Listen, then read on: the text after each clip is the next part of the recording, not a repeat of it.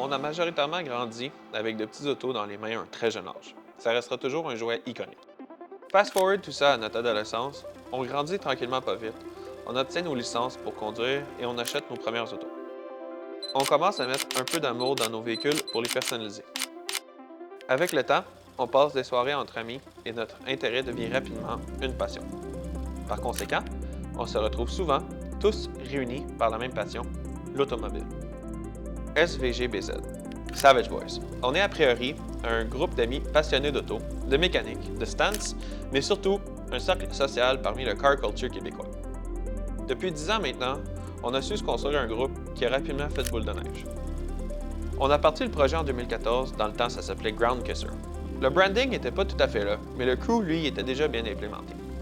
L'idée était là, et on avait nos petits soldats. Moi, pendant ce temps-là, je voyais les choses aller. J'étais pas loin. Mon nom, c'est Yannick, je suis entrepreneur, diplômé en design et propriétaire de Stickit.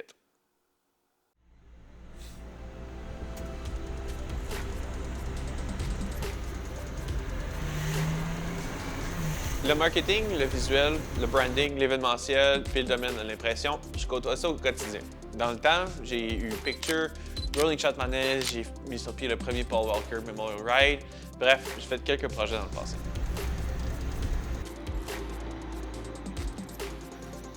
En 2015, je suis embarqué dans le projet à 100 000 à l'heure et c'est devenu ce qu'on connaît maintenant comme étant Savage Boys.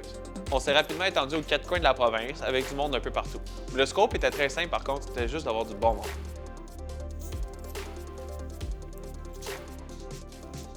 Je vous souhaite la bienvenue dans l'univers de Savage Boys.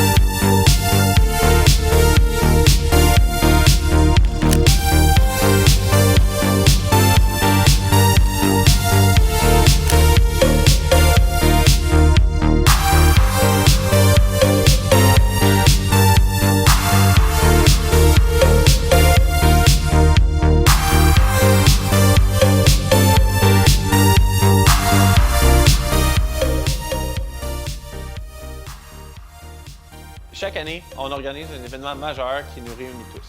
Ça s'appelle le Savage Night. C'est plus qu'un simple rassemblement. En fait, c'est une célébration festive du car culture avec notre sauce bien à nous. Au début, on était une douzaine, puis avec le temps, on s'est rendu à quelques milliers. On collabore depuis le tout début avec le Mickey Benz à Vaudreuil, qui nous reçoit année après année. On fait ça gratuitement pour que tous et chacun puissent profiter des fruits de notre passion le temps de notre vie.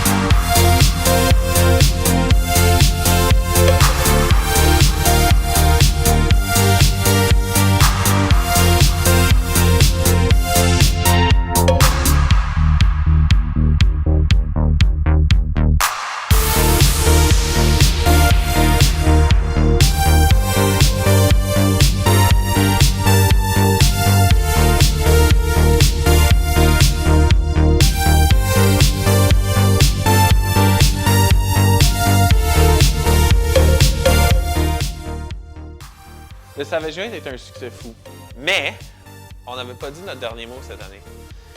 J'ai passé assez de temps sur Savage Night, mais une bulle m'a quand même passé au cerveau après le Savage Night et j'ai décidé de donner un coup de fil à Raph Tremblay, un de nos OGs, pour faire un pop-up surprise à Québec.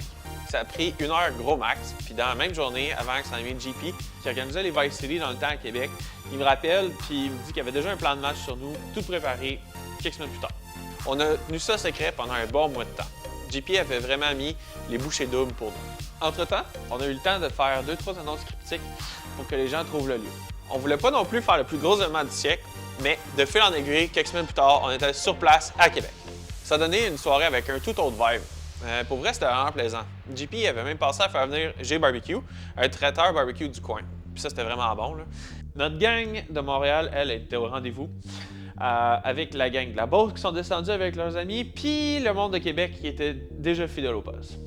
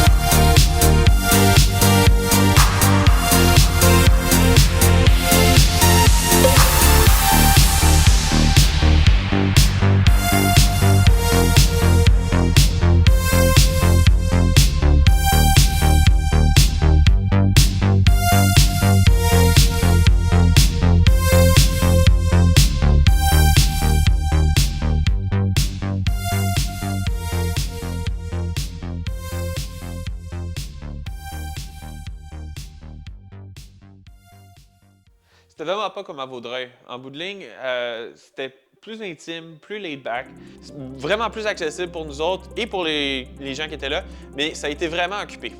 On avait des passionnés, puis beaucoup de monde heureux de nous voir. On pouvait vraiment sentir la joie des participants d'assister à un événement à Québec après plusieurs années. Ça faisait longtemps qu'il n'y avait pas eu un événement là-bas. On a tenu ça jusqu'à 11 h, puis après ça, nos lits nous attendaient et on avait un déjeuner le lendemain matin avant d'aller reprendre la route pour le Saguenay.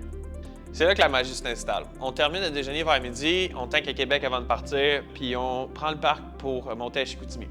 Donc on passe Stoneham, et puis à chaque 10 minutes, aussitôt qu'on était parti, on perdait à peu près 1 ou 2 degrés, ce qui a fait en sorte que vers l'étape, là, il faisait à peu près 1 à 2 degrés Celsius dehors, tout au plus.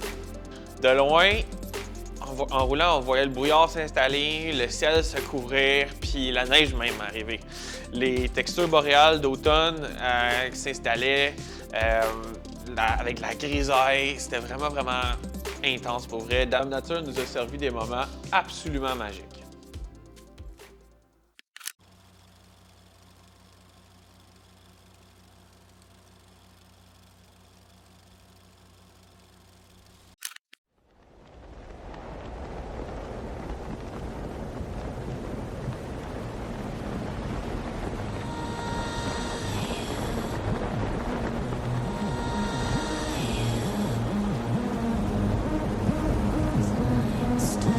Still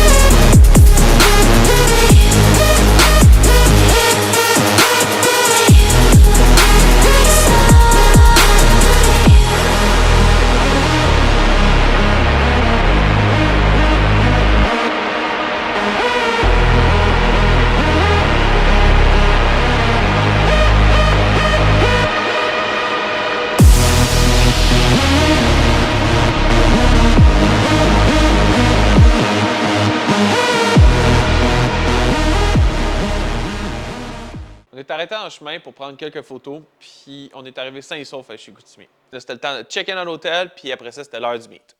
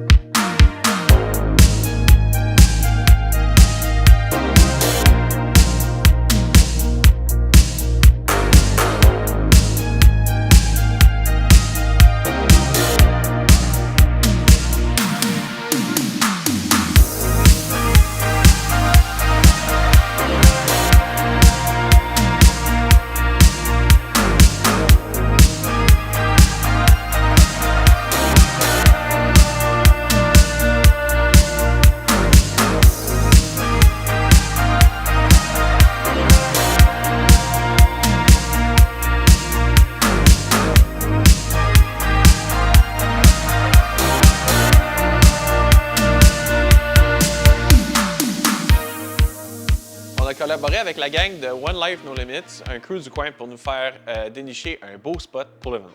On était équipés pour une soirée froide, on l'a eu, puis on a eu une soirée venteuse aussi. Les gens étaient encore une fois au rendez-vous. On a courté la soirée à raison du froid, puis on s'est réunis à l'hôtel. On nous attendait pour un drink festif on voice. Ça s'est terminé sur une belle note, somme toute. On a eu une super belle saison, assurément mémorable pour tous. Dans le fond, on a eu le plus gros meet jamais vu. Je sais pas trop combien de week-ends on boys cette année. Notre première participation au Complex Union. En plus de ça, on a eu la météo de notre bar de mai à octobre, ce qui a fait en sorte que ça a été un succès à chaque fois.